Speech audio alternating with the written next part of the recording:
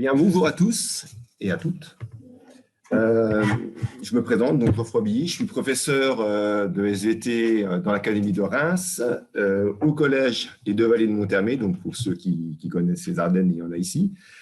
Alors moi, je suis dans le projet Sismo-L'école depuis 2007. Je suis référent de la station MTMF, qui était une station sage de 2007 à 2018, qui a rendu l'âme. J'ai entendu notre collègue du Chili en parler. Et puis, on a récupéré une station Vibrato depuis février 2022 maintenant. Donc, j'ai la joie d'avoir intégré de nouveau le projet Sismo-L'école. Alors, dans une première présentation, je vais vous parler de la station, justement, Vibrato.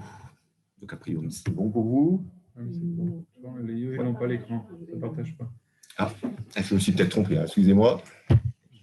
Oui, alors il faut d'abord partager là. Ce que je n'ai pas fait d'ailleurs. Super, ça va marcher. Oui, ça va. Voilà. Là, c'est partagé. Ça roule. Parfait. Alors, vous avez dû recevoir, ou vous avez déjà reçu donc, une station Vibrato. Je vous ai affiché donc, à gauche ce qu'on appelle le bandeau, le dérouleur journalier affiché donc, sur l'écran d'un ordinateur. Donc, vous reconnaissez par exemple, heure par heure, ici, le bruit de fond sismique et on a l'arrivée ici d'un superbe téléséisme. Alors, c'est le téléséisme daté du 19 février 2022, 2022, et c'est un séisme en provenance du Mexique. Ça, c'est la station MTMF, donc la station du collège qui a capté donc, les vibrations. Alors,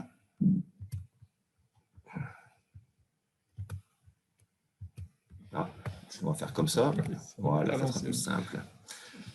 Historiquement, parce qu'on a ici des collègues qui appartiennent au réseau depuis un petit moment, le projet Sismo-L'école, Bertrand vous en a parlé, il a débuté en 1997 avec une première station installée donc, à Valbonne, dans les Alpes-Maritimes, qui est une région à sismicité modérée.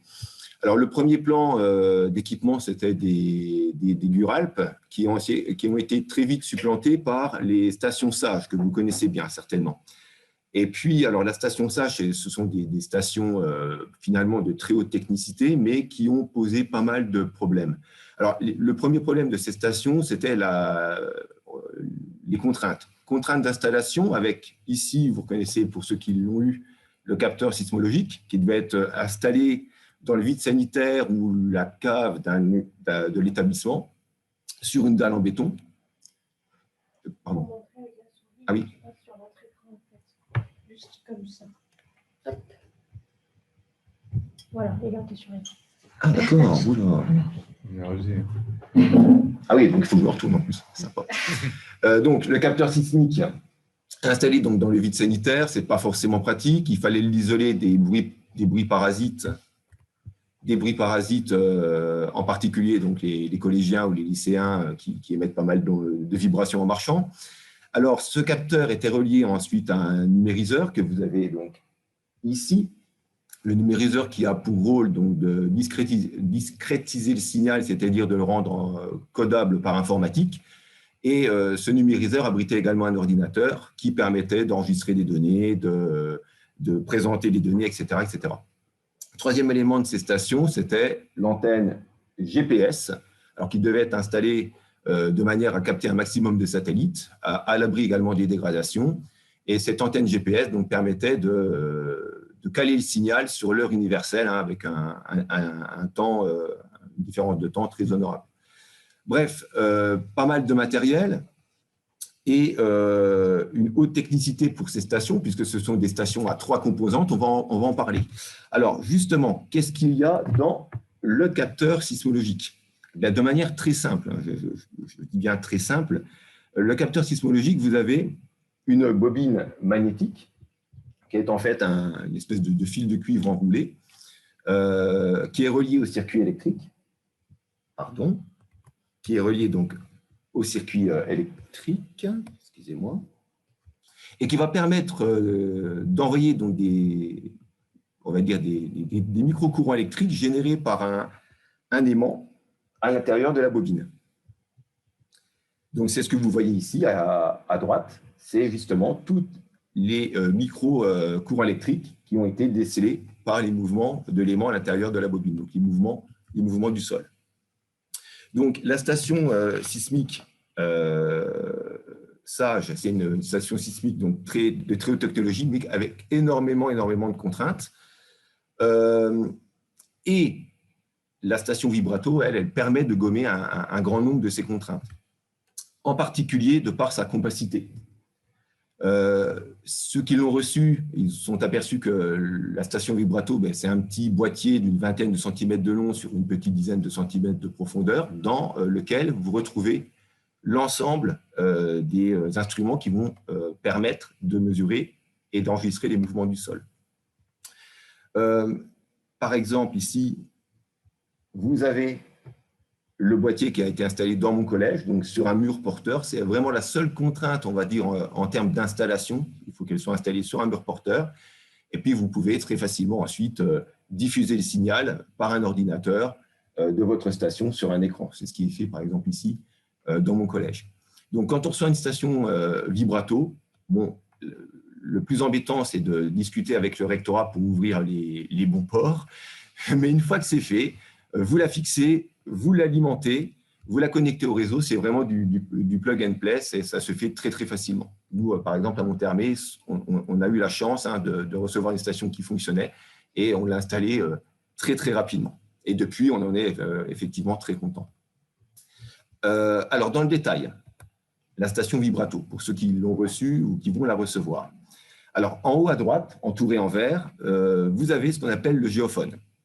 Alors, le géophone, c'est véritablement l'instrument qui mesure en continu la vitesse du sol, donc induite par les vibrations. Et attention, c'est un géophone qui ne capte que les vibrations dans le plan vertical. Donc, contrairement aux stations SAGE où c'était dans les 3 dimensions, ici, on n'a qu'une seule composante, c'est une station monocomposante, mouvements verticaux uniquement. Le géophone, c'est un géophone à 4,5 Hz, c'est-à-dire qu'il est, entre guillemets, spécialisé dans la réception des basses fréquences.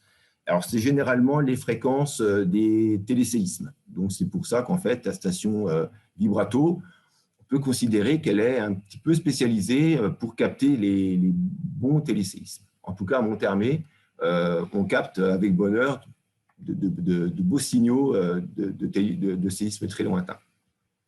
Alors, donc, les données sont affichées, sont exprimées en vitesse. Généralement, c'est de la microseconde, micromètre par seconde ou millimètre par seconde. Ensuite, au centre, encadré en bleu, vous retrouvez un ordinateur, donc miniaturisé, et qui est équipé d'un petit écran sur lequel s'affiche en continu le signal, les mouvements du sol captés par notre géophone. Et puis, grosse différence également avec la station SAGE qui explique la compacité du système, c'est qu'ici, il n'y a pas d'antenne GPS. C'est que la station Vibrato, elle tourne sur le temps Internet. Hein, elle interroge sans cesse des serveurs de temps et elle permet ensuite de caler le signal qu'elle reçoit sur un temps Internet de l'ordre de 0,01 seconde, enfin un delta de 0,1 seconde. Allez, 0,1 seconde parfois, mais c'est quelque chose d'extrêmement précis et qui suffit amplement pour de la pédagogie sismique dans nos collèges et dans nos lycées. Alors, le logiciel interne de l'ordinateur de la station Vibrato, il permet un enregistrement continu du signal. Hein, c'est ce que vous avez en haut à gauche. Alors, je vous ai fait ici une petite capture d'écran de ce qu'on appelle le calendrier. Hein, vous pouvez aller regarder donc, sur l'interface de votre station et puis vous avez le calendrier, vous pouvez cliquer dessus. Et ce qui est remarquable ici, c'est qu'on peut avoir mois par mois l'ensemble des jours et des mouvements du sol captés par votre station. Vous voulez par exemple regarder ce qu'a enregistré votre station, par exemple, il y a 2 ou 3 mois, eh bien, c'est tout à fait possible en allant sur le calendrier. Il y a un petit disque dur à l'intérieur de la station qui permet de faire ça. Le logiciel interne de l'ordinateur permet également un affichage des données en temps réel. Donc ici, c'est le bandeau journalier qu'on retrouve si on se connecte à la station. Et puis, bien évidemment, le logiciel interne de l'ordinateur envoie tous ces paquets de données sur le serveur d'Edumed, d'Edumed Ops, qui va ensuite référencer les différentes données sismiques en un catalogue. Alors ici, en l'occurrence, c'est le catalogue du fabricant Stanio, mais Edumed fait également la même chose. Alors, l'importance également d'être équipé d'une vibrato, c'est que c'est la vibrato, un observatoire sismologique qui permet la récupération des données. Alors, je sais par exemple qu'il y a encore quelques stations SAGE qui peuvent être encore fonctionnelles, c'est-à-dire qui fonctionnent, mais malheureusement, on ne peut pas récupérer leurs données puisque les données envoyées par la station SAGE, c'est un format de données obsolète, hein, c'est le format Titan, et on ne peut plus rien faire avec. Donc, même de toute façon, si vous avez une station SAGE fonctionnelle, on ne peut plus l'utiliser. La station vibrato, elle, que vous avez reçue ou que vous utilisez, elle récupère les données sur le serveur de Stanio, ça se fait au format Minicid. Et ce format, il est reconnu par les logiciels de récupération des données sismologiques, comme Seiscom.p, enfin Seiscom.p. Ça veut donc dire que toutes vos données, et en particulier les données des stations vibrato du réseau Sismo à l'école, peuvent donc être enregistrées, sauvegardées sur le serveur donc, du constructeur, mais également sur le serveur d'Edumed. Donc, elles peuvent participer à la création de banques de données sismiques. Le mais, puisqu'il y a un mais, on en a parlé ce matin. Alors, vous allez pouvoir, avec ce format Minicid, lire vos sismogrammes de vos stations avec un petit logiciel que vous connaissez certainement qui s'appelle Seisgram 2K. C'est-à-dire que vous récupérez, par exemple ici, vous avez enregistré un beau séisme qui figure dans le catalogue de données du constructeur Stanio. Donc, vous voyez que votre station, elle est présente, elle a bien capté le signal. Donc, vous téléchargez ensuite le signal et vous allez récupérer donc votre signal sous le format Minicid. Alors, vous allez pouvoir travailler sur votre propre enregistrement à l'aide de Seisgram 2K. Donc, ça, c'est quand même très bien de le faire avec nos élèves. Alors, Minicid, c'est également un format qui est adapté pour la transmission des données via Internet. Mais le gros problème de ce format, c'est que les entêtes numériques, hein, qu'on appelle les headers, sont vides. Il n'y a pas de métadonnées. C'est la grosse contrainte du format Minicid. Et pour ceux, par exemple, qui travaillent, je sais que vous êtes nombreux avec Tectoglobe 3D, ben ça va poser problème puisque Tectoglobe 3D ne reconnaît pas ce format. Pour qu'on puisse ensuite travailler avec nos données sur Tectoglobe 3D, eh bien, ça, c'est le rôle d'Edumed qui va récupérer les signaux on va dire, des séismes pédagogiquement intéressants, qui va remplir les headers, ce qui va permettre ensuite de les afficher, comme vous avez à droite, dans Tectoglobe 3D. Alors, d'une part, vous pouvez afficher les sismogrammes, mais également les stations qui ont enregistré les données. Donc ça, c'est le gros plus quand vous allez travailler avec les données sismologiques que vous allez récupérer sur Edumed. Voilà. Ben merci de votre attention. S'il y a des questions, éventuellement, on y répond. Non, il n'y a pas de questions peut-être pour la présentation de la station. On peut peut-être y répondre.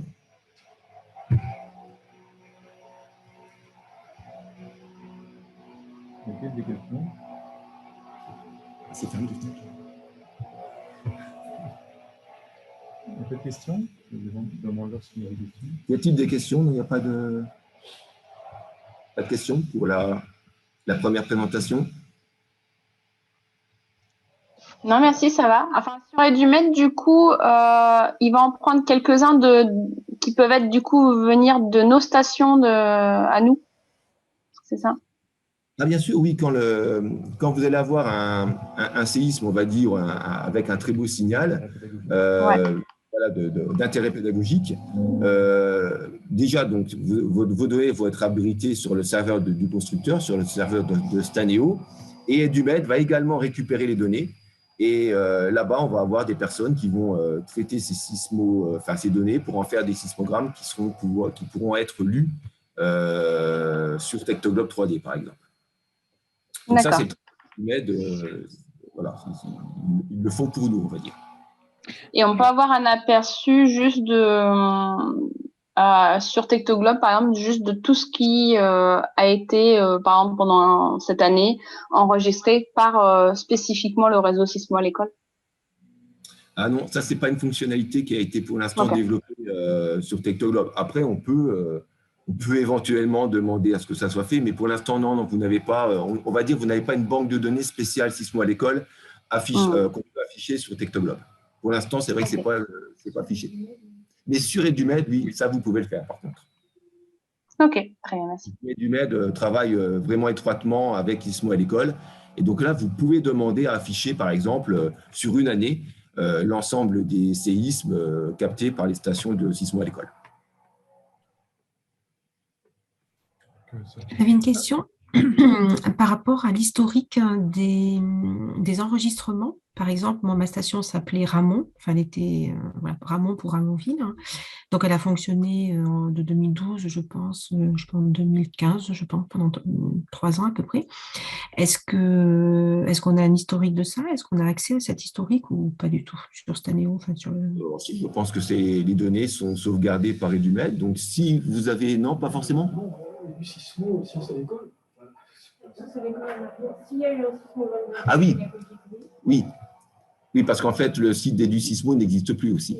Voilà, c'était donc, en fait, toutes vos données avant, effectivement, étaient hébergées par EduSismo, qui a disparu. Donc, effectivement, ça, les données de 2012 à 2015… Sauf s'il y avait un sismogramme d'intérêt pédagogique enregistré. Ouais, s'il y a eu un sismogramme d'intérêt pédagogique enregistré, il a pu être rapatrié, effectivement, sur EduMed. Mais ce sont les seuls.